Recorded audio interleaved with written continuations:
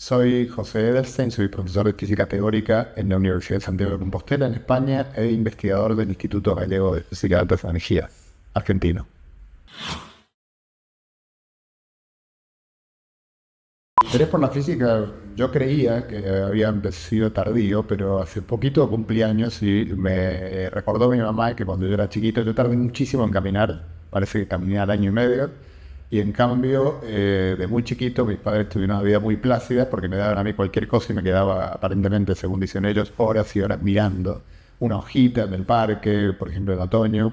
Entonces se ve que desde muy chiquito me gustaba la observación atenta del mundo natural y ya, no sé qué estaría pensando cuando era un bebé, pero bueno, probablemente hay una continuidad entre eso y lo que después me interesó. Me gusta muchísimo intentar entender qué hay detrás de la realidad que nos rodea. Un agujero negro es el cadáver de una estrella, en principio. Es la primera respuesta que puedo dar a cómo se forma un agujero negro. Sabemos bastante bien a nivel teórico que una estrella, que es una bola enorme de gas, aunque parezca raro, uno se le imagina el Sol, cuando lo ve el disco pareciera algo rígido, sólido, sin embargo es una esfera de gas.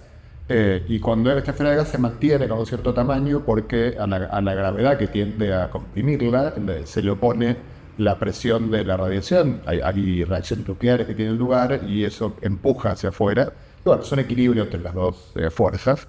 Pero en algún momento se le acaba el combustible en la estrella, y cuando se le acaba el combustible empiezan a pasar cosas que, para hacerlas más o menos resumidas, bueno, gana la fuerza de gravedad, la estrella empieza a caer sobre sí misma, hacia el centro, y entonces ahí depende un poco del tamaño de la estrella, pero si la estrella es suficientemente grande, digo depende del tamaño de la estrella porque la estrella en ese proceso expulsa alguna parte de su masa, entonces si es suficientemente grande, la masa residual que le queda es tan grande que no puede sostener, no para la caída, digamos. No hay nada que frene esa caída, no hay ninguna fuerza que pueda oponerse a esa caída, y lo que ocurre es que la estrella en principio cae hacia el centro, sin freno, y entonces, al mismo tiempo, recordemos, porque esto todos lo hemos visto en el colegio, pido que lo recuerden, que la velocidad de escape de un astro, es decir, a qué velocidad tengo que salir yo verticalmente hacia arriba para poder irme, por ejemplo, de la Tierra, es más grande cuando más chiquito es el astro. Entonces, cuando la estrella colapsa, va creciendo la velocidad de escape hasta que en un momento se convierte en la velocidad de la luz. Y eso quiere decir que a partir de ahí nada puede escapar, porque la luz es lo más rápido que existe en este universo. Por lo tanto, la estrella desaparece, se forma una bola negra, que es una bola negra que en la negritud de la noche no podemos ver. Sin embargo, y paradójicamente, los objetos más brillantes del cielo son agujeros negros. ¿Por qué? No porque el agujero negro emita luz, sino porque los agujeros negros se pueden tragar la materia que está a su alrededor, y cuando una estrella tiene la mala idea de acercarse a un agujero negro, porque le tocó, porque no sabía que estaba ahí, el agujero negro empieza a tragar el material de la estrella, como una espiral que se llama disco de acreción. El material empieza, al caer, a comprimirse, al comprimirse se calienta y empieza a emitir luz de manera desaforada, y de hecho hay agujeros negros de este tipo que forman lo que llamamos cuásares y que pueden llegar a brillar más o menos como 1000 galaxias, por ejemplo, o como, bueno, como varias galaxias.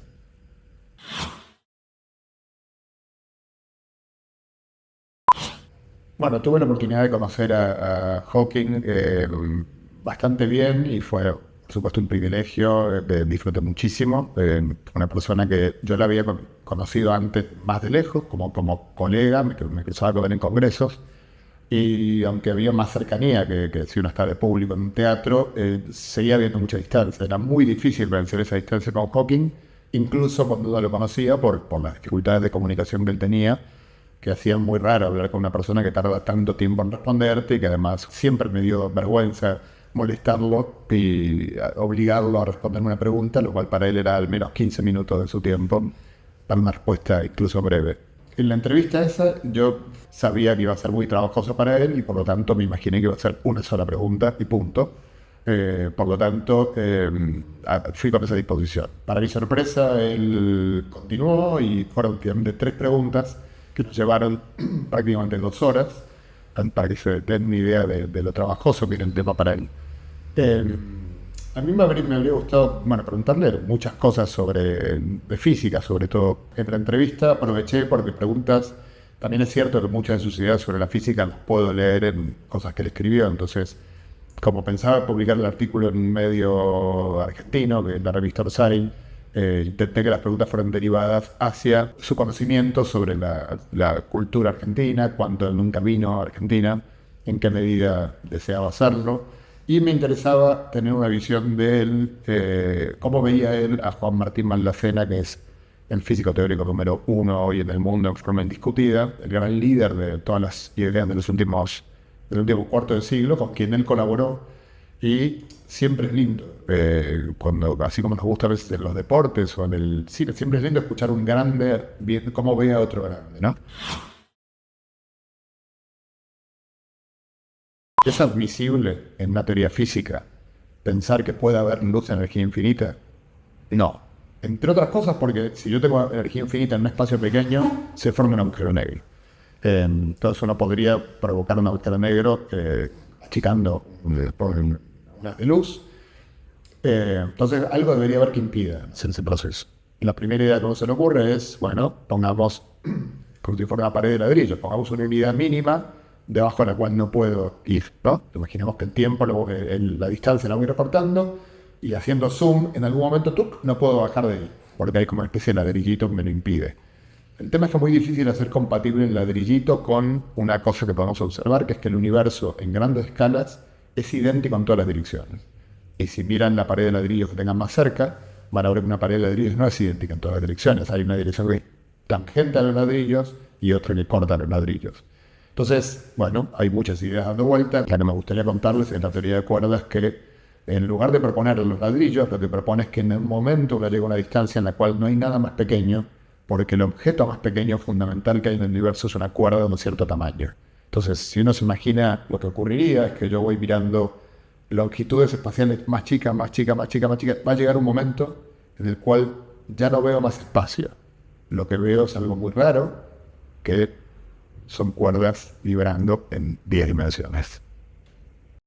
Uno podría pensar, si miran un poquitito en videos sobre la teoría de cuerdas, o material, o libros, van a ver que hay mucha polémica sobre la predicción de la teoría de cuerdas, porque alguna gente considera que esa predicción invalida la teoría de cuerdas, porque si miran a su alrededor, por ejemplo, un rincón de la habitación en la que están, van a ver que hay 3 dimensiones espaciales, ¿no? Alto, ancho y largo, y luego, bueno, el tiempo, que hay que incorporarlos, son 4. Las otras 6, ¿dónde están? Primera posibilidad está mal, porque no hay otras 6. La segunda posibilidad es decir, bueno, a ver, un momentito. O sea, en ciencia siempre tengo que ir con cautela y pensar varias veces las cosas. ¿No será que en realidad están ahí y ya los estamos viendo sin darnos cuenta? ¿Cómo podría ser algo así? Entonces imagínense por un momento una ambulista que camina, estos que caminan sobre un cable, ¿no? El funambulista solo puede ir para adelante o eventualmente para atrás. Debe ser muy difícil ir para atrás, pero bueno, podría ir para atrás. Por lo tanto, diría que ese cable tiene una dimensión. Solo puede ir para adelante o para atrás. No puede ir para el costado ni darle la vuelta al cable. Cosa que una hormiga sí podría hacer, darle la vuelta al cable y apreciar que hay una dimensión que el funambulista no ve. ¿Cómo podría yo hacer para deducir, para ver ese espesor del cable que mis ojos no ven? Bueno, por ejemplo, en el caso del funambulista podría darme cuenta que si no hubiera un espesor del cable, probablemente el cable me cortaría el cuerpo como si fuera una guillotina. O sea, sería tan filoso que cortaría el cuerpo en dos. Y eso no ocurre, por lo tanto debe ser que hay un grosor, aunque yo no lo vea. Entonces la misma pregunta nos podemos hacer con las dimensiones de la teoría de cuerdas. ¿Hay algún indicio de que pueda haber más dimensiones? Y la respuesta es sí, porque la física de partículas, que es la física de lo más pequeño y que comprendemos bastante bien, de hecho es la teoría mejor comprobada de la historia de la ciencia y con mucha diferencia, tiene una estructura matemática que sugiere un orden basado en, déjame decirlo de una manera esquemática, esferas imaginarias. Es como si uno necesitara invocar unas esferas imaginarias cuyas simetrías tienen que ver con cómo está ordenado el modelo de física de partículas. Esas esferas son básicamente esferas cuyas dimensiones suman exactamente 6. 3 más 2 más 1. Entonces uno podría decir, ¿no será que hay 6 dimensiones No lo intenten imaginar porque yo tampoco puedo, o sea, pero bueno, piensa en el ejemplo del cable. 6 dimensiones que están tan compactas que no las podemos ver de ninguna manera excepto a través de la estructura del modelo de física de partículas. Esta idea fue pensada hace varias décadas y convirtió la predicción de 10 dimensiones de algo malo en algo maravilloso. O sea, imagínense que uno pudiera comprobar esto que les acabo de decir, sería espectacular, e hizo que la comunidad de cuerdas se viniera muy arriba pensando que era una cuestión de días, meses o años, y empezaron a hablar de la teoría del todo, porque si fuera capaz la teoría de cuerdas de explicar la gravedad cuántica y de Yapa todas las interacciones fundamentales, estamos hablando de una teoría que en principio explica todo lo que conocemos. Esa promesa nunca terminó de cumplirse. Nunca terminó de encontrarse exactamente cómo llevarla a cabo. Sabemos miles de maneras casi de hacerlo, pero nunca funciona del todo. Y entonces en la comunidad científica las frustraciones se llevan de manera diferente. Hay gente que las lleva de modo tal que aborrecen de todo lo que se ha hecho y que les parece que no hay que hacer más teoría de cuerdas porque vaya decepción la que nos llevamos. Y otra gente que dice, bueno, pero lo que estamos tratando de construir es tan complejo y tan grande. El día que lo logremos, si es que lo logramos, será tan espectacular que tengamos un poco de paciencia y un poco más de resiliencia y abnegación en su búsqueda.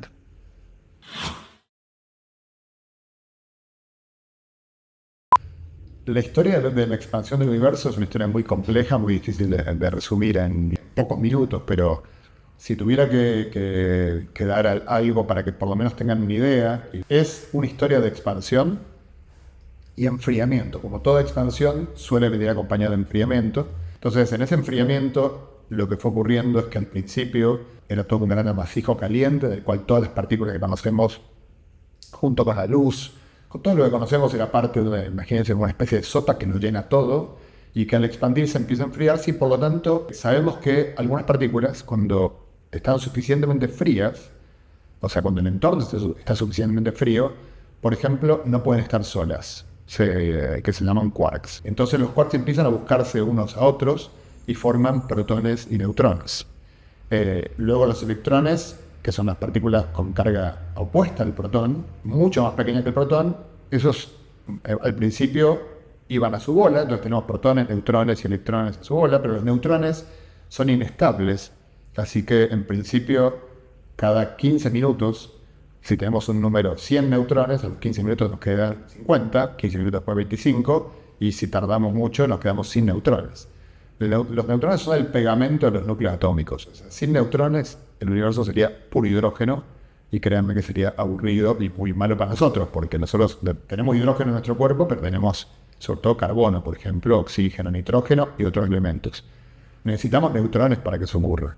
Entonces, en la historia del universo, los neutrones tenían que... Hay una manera en la que se pueden salvar. No es que ellos lo sepan, pero es una cuestión energética, digamos. Si hay una manera en la que se pueden salvar, que tiene menor energía que estar solos, la van a buscar. Y esa manera de salvarse es juntarse con un protón. Porque un neutrón con un protón forman un núcleo de hidrógeno, pero de un hidrógeno que se llama deuterio, que es estable. Entonces, hubo unos minutos de gran incertidumbre en esa historia, en la cual había que cuanto antes los neutrones tienen que encontrar refugio con los protones para formar deuterio. Se suele llamar el cuello de botella del deuterio, porque fue un momento crítico en la historia del universo. Estamos hablando de los primeros 6 minutos de la historia del universo. Y bueno, finalmente en un momento, por suerte, cuando todo esto que le estoy diciendo va acompañado de ecuaciones. Cuando uno mete las ecuaciones, por eso hablo de 6 minutos y no hablo de 1000 años ni de un segundo. Son números que salen de las ecuaciones. Bueno, tenemos suficiente deuterio para que ya estemos tranquilos que los neutrones pueden seguir decayendo, pero ya tenemos un reservorio importante. ¿Qué pasa? Cuando tenemos deuterio, que es un protón y un neutrón, y se juntan dos deuterios, que esto ocurre muy frecuentemente en el interior del Sol, forman un núcleo de helio. Entonces, eso permitió que en los primeros 15-20 minutos de la historia del universo ya teníamos una sopa que ya no era la sopa del principio. Ahora es una sopa un poquito más fría, todavía bastante caliente, con núcleos de hidrógeno, núcleos de helio y electrones dando vueltas. Bueno, cuando se siguió enfriando el universo, los electrones de carga negativa miraron a los núcleos de carga positiva y dijeron, cariño, hágame una pareja que se llama átomo. Claro, al principio no lo podían hacer porque la sopa estaba muy caliente y cuando un electrón se quería acercar a un protón, una partícula de luz, un fotón, le pegaba un golpe y la sacaba. Como cuando esa persona que en el pogo de Jijiji de los redonditos ricota quiere ir al baño, pues no, tiene que esperar a que venga un tema lento o que se acabe el concierto. Entonces, cuando bajó la temperatura, fue posible que se formaran átomos. Entonces ya nos encontramos con un universo con átomos de hidrógeno y átomos de helio, ya habían transcurrido 380.000 años. Y luego el resto de la historia es muy curiosa porque, bueno, durante varios centenares de millones de años, aparentemente, no está muy claro cuánto, porque todavía es justo una parte de la historia del universo en la cual el James Webb, del que escucharon hablar, seguramente nos va a dar datos.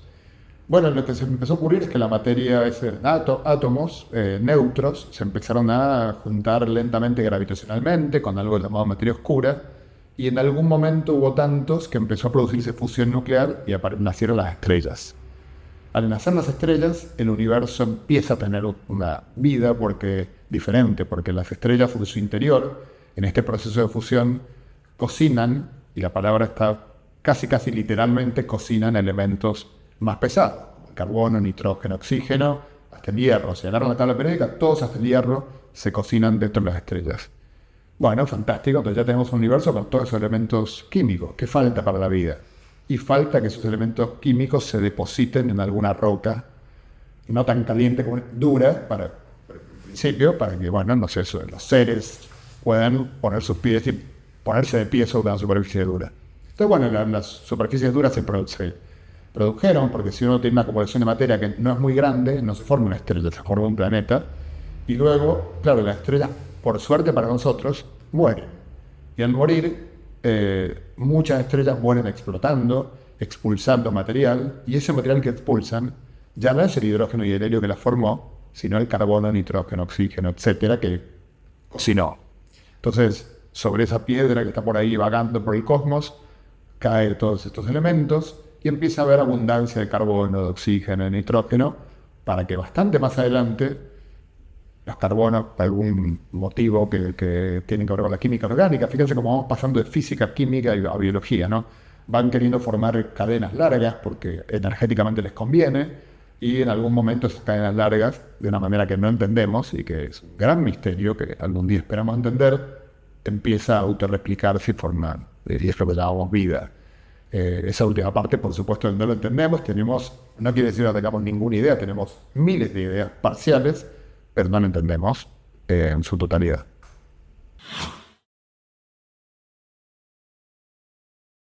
El cambio climático es un problema muy importante, muy importante. Iba a empezar diciendo que es dramático, pero no me gustaría, como sé que el público que va a escuchar esto es joven, no me gustaría por una parte sí me gustaría transmitirles que es dramático, porque además son ustedes los que van a heredar este mundo, así que los primeros preocupados en que esto se pueda revertir o se pueda mitigar en la mayor medida posible.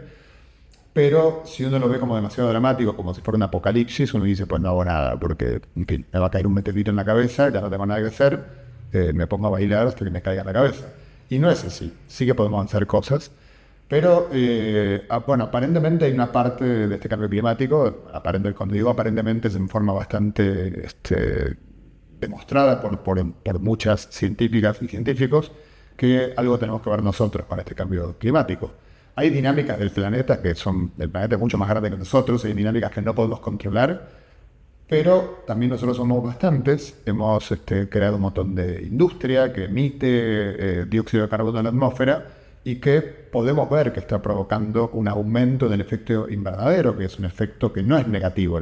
Gracias al efecto invernadero vivimos en una atmósfera calentita en la que podemos vivir, pero un exceso de efecto invernadero provoca el calentamiento global que provoca, por ejemplo, el deshielo, el aumento del nivel del mar, un montón de trastornos.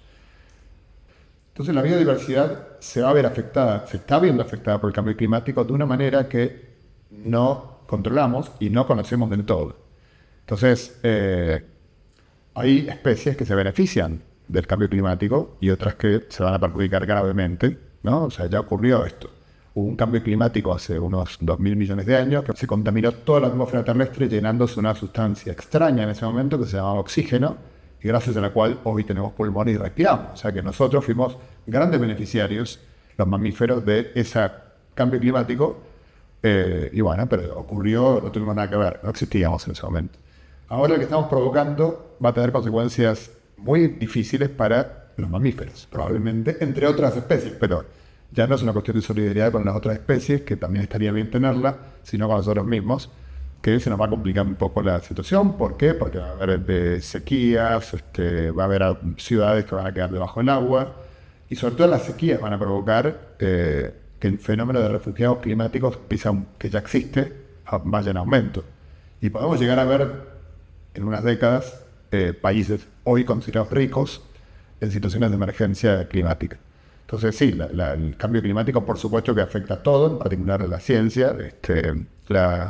Curiosamente fueron físicos los que se dieron cuenta de muchos de lo que entendemos del cambio climático. Fueron gente que como de formación eran físicos y luego se centraron en el estudio de una dinámica muy complicada, que es la de la atmósfera, ¿no? La de la biosfera. En general es muy complicada porque pasan muchas cosas y son fenómenos muy no lineales, ¿no? Todos sabemos que nos dicen que va a llover dentro de una semana y luego está perfectamente soleado, o lo contrario, porque es muy difícil predecir el comportamiento de sistemas como la atmósfera.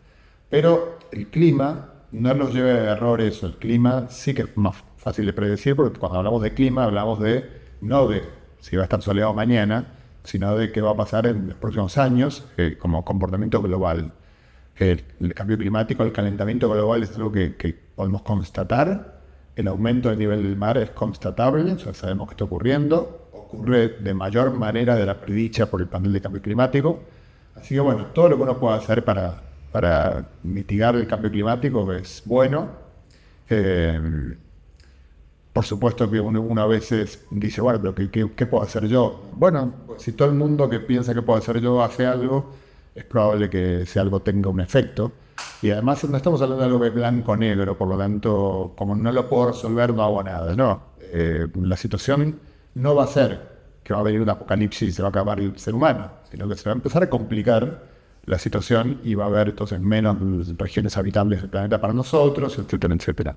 Por supuesto que me parece fantástico explorar el espacio, buscar exoplanetas y jugar con la idea de algún día llegar a otro sitio. Pero si alguien está pensando en eso como una solución, yo lo miraría fijo y les diría, dame plazos. Porque la realidad es que si fuera tan fácil, cuando hablan de agarrar a Marte, por ejemplo, y crear artificialmente condiciones de vida adecuadas para nosotros en Marte, pues antes que eso, yo le pediría a alguien que me convierta el desierto del Sáhara en un bosque. Cuando lo haga, le voy a creer que puede. O sea, Marte es mucho más complicado que lo que acabo de decir. Entonces, me parece que es una promesa incumplible. Hoy, algún día puede que sea cumplible, pero hoy no lo es. Tenemos una sola piedrita en el universo que está rodeada por una capa de gases compatible con nuestra vida, y es esta que está acá. Y es una piedrita en la inmensidad del cosmos. Cuidémosla porque es nuestro hogar.